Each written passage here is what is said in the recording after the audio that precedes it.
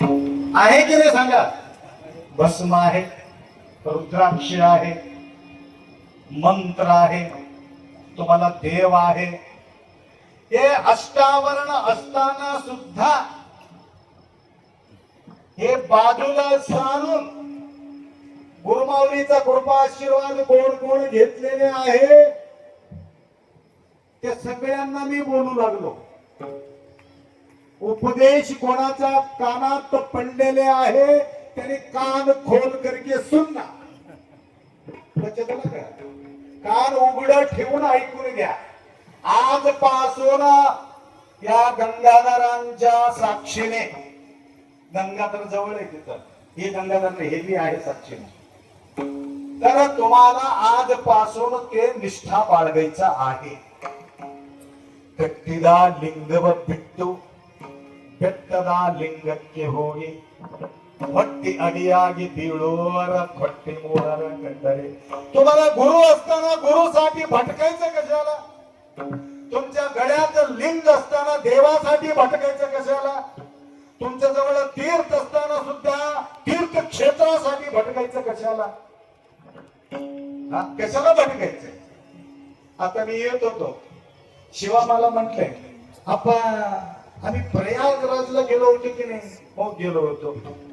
हे वेळेगावी सुद्धा प्रयागराजासारखंच वाढलेलं बघा वातावरण म्हटलं.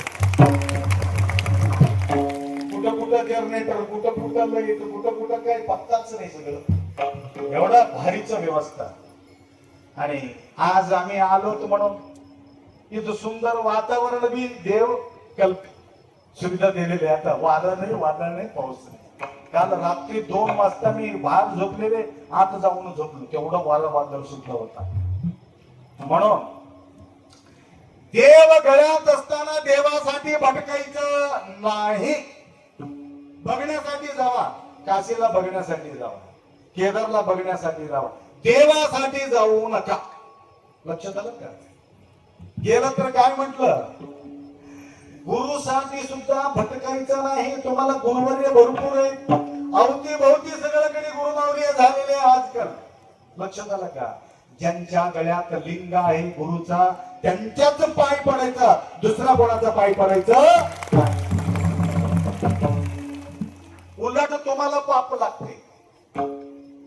मी लहान असता वेळेस एक मातंग समाजातला व्यक्ती दीक्षा घेतलं, ते लिंगायताला शिवून घेत नव्हते. मी म्हणलो कसं काय? त्यांच्या गळ्यात लिंग नाही, आपण त्यासाठी शिवून घेत नाही. मला तुम्ही बी शिवून घेऊ नका. लिंग झालं तर त्याला शिवा, नाहीतर शिवून घेऊ नका. म्हणून जो लिंगधारी सदा सुची त्यांच्याच दर्शन घ्यायचं.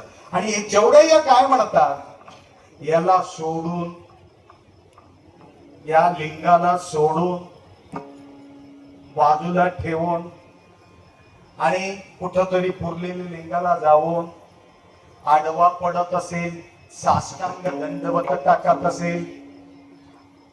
लक्षात आलं का?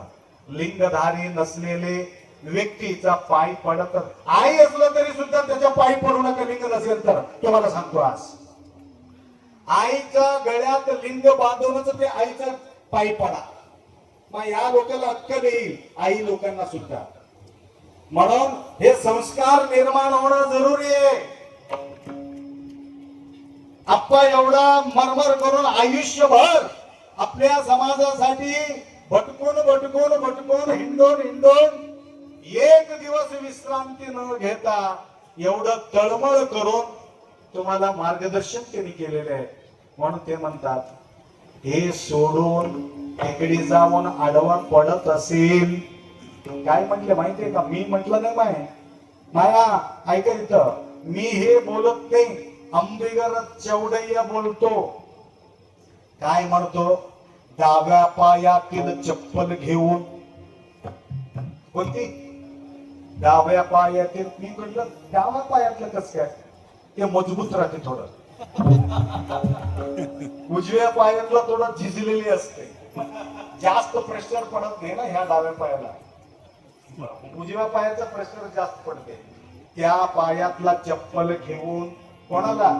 तिथं जाऊन आडवा पडणाऱ्या लोकाला खन्न खन्न